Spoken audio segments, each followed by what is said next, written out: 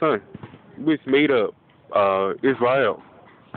And Jacob's last son, I know in fact his second and last son, Joseph, was blessed by Yahweh. And Joseph's brothers hated him. Joseph's brothers had an enemy for Joseph because Joseph was a dream teller. Yahweh was talking to Joseph for dreams. And Joseph was sold to the Midianites by his brothers. And Jacob thought that Joseph was killed in the wilderness. And Joseph was sold by the Midianites to the Egyptians. And Joseph became great in Egypt. Joseph was in fact second to Pharaoh in Egypt. And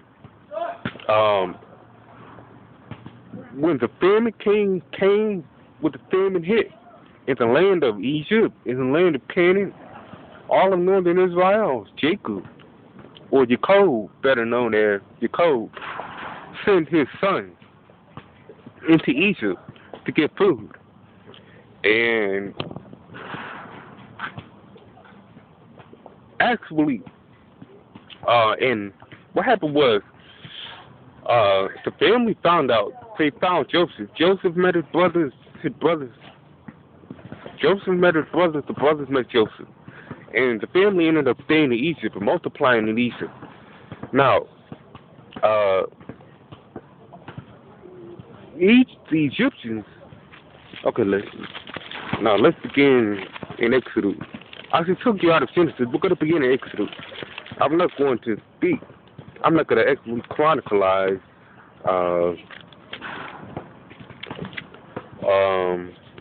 the beginning of Exodus for you. Okay. I'm at Genesis 1:7. And the children of Israel were fruitful and increased abundantly and multiplied and waxed exceeding mighty. And the land was filled with them. Now there arose a new king over Egypt, which knew not Joseph. And he said unto the people, Behold, the children of Israel are more and mightier than we. Now, first of all, while we're in Egypt, I would like to talk about black nationalists, black power groups, Egyptologists talking about teaching our people that to know your history, you have to look to Egypt. To know your history, you have to learn about Egypt. No, Egypt got nothing to do with us. We were slaves in Egypt. We were occupants in the land of Egypt. But Egypt got nothing to do with us. If your forefathers and your foremothers, if your grandmother and your grandfather were slaves here and were brought on the slave ship, Egypt got nothing to do with you. Egypt never went into slavery. So what you looking to Egypt for? Egypt got nothing to do with you. No, the new king arose, which knew not Joseph. So the new king was like, these people are not of us. They're more than us. And he feared that the people would rebel or revolt and overtake Egypt. So he said to his people, Behold, the people of the children of Israel are more and mightier than we. Exodus 1:10. Come, let us deal wisely with them, lest they multiply, and it comes to pass that when there falleth out any war, they join unto our enemy and fight against us. So get them up out of the land. Therefore they did set over them taskmasters to afflict them with their burden. And they built for Pharaoh treasure city, Pithom and Ramses.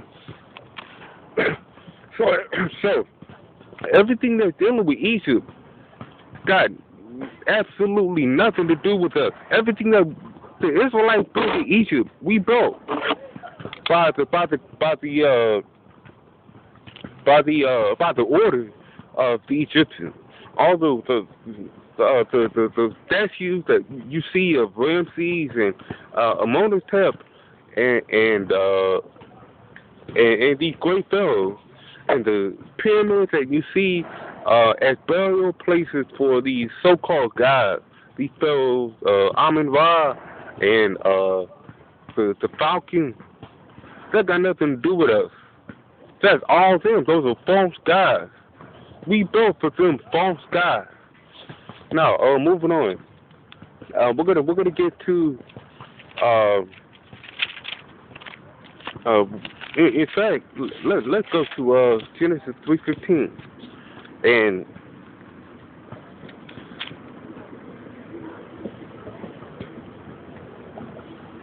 no, in fact, let's go to Genesis 28. So Genesis 3:15 talks about when Moses was commissioned to bring the children out of Egypt. But I'm going to assume that the majority of us know how we came up out of Egypt, since that story has been told to us from time to time. We're going to go directly to when the Israelites came into the it's getting cold out here. The sun's going down, so my time is getting short.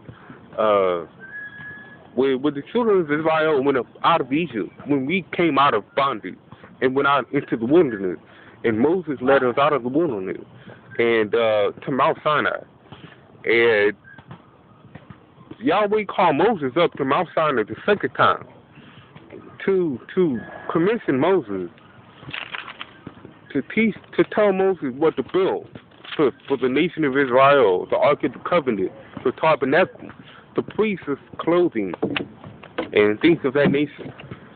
And we're going to, in fact, after we get to Moses, we're going to go straight to David. We're going to talk a little more about the symbol of David, what is known as the Star of David.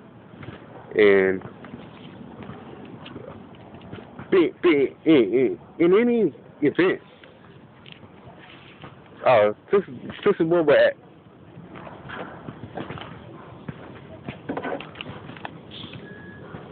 Okay, Exodus 28. And take thou unto thee Aaron thy brother, and his sons with him, from among the children of Israel, that he may minister unto me in the priest's office, even Aaron, Nadab, Abihu, Eleazar, and Ithamar, Aaron's son. And thou shalt make holy garments for Aaron thy brother, for glory and for beauty.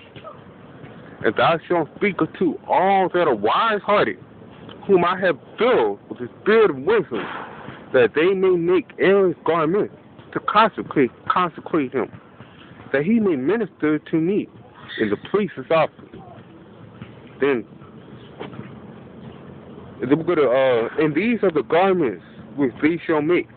And Exodus 1 chapter 4 tells you about what the garments shall contain on the Levitical priesthood, or what the Levites should wear, the ministers should wear. And Exodus 28 chapter 6, and they shall make the ephod of gold, of blue, and of purple, of scarlet, and fine twined linen with cunning work. And it shall have the two shoulder pieces thereof, joined at the two edges thereof, and so it shall be joined together. Now let me show you something. Now when we look at the star, what's known as the Star of David, each star has what is known as a foundation, and on that foundation is two shoulder pieces. And that's the foundation of the star. And when we take that star apart, it's actually two triangles. And it's actually two triangles. And when we put the star together, in fact, let's keep it apart. Let's keep it apart. Let's keep on reading. Let's keep on reading. And it shall have the two shoulder pieces thereof joined at the two edges thereof. So it shall be joined together. And the curious girdle of the ephod, which is upon it, shall be of the same, according to the works thereof, even of the gold, of the purple, of the blue, and of the scarlet, and fine twined linen. And thou shalt take 2 onyx stones, and grave on them the names of the children of the names of the children of Israel, 6 of their names on one stone, and the other 6 on the rest on the other stone, according to their birth. Now, when we look at the Star of David, or what's known as the Star of David, and now I'm going to. It's not properly called the Star of David. It's a name that the Khazar came up with. But when we look at it, if we count, if we see the 6 points of the star, and between those 6 points we have 2 sides, and when you put that together, that's 12 sides. So the number of the children of Israel equal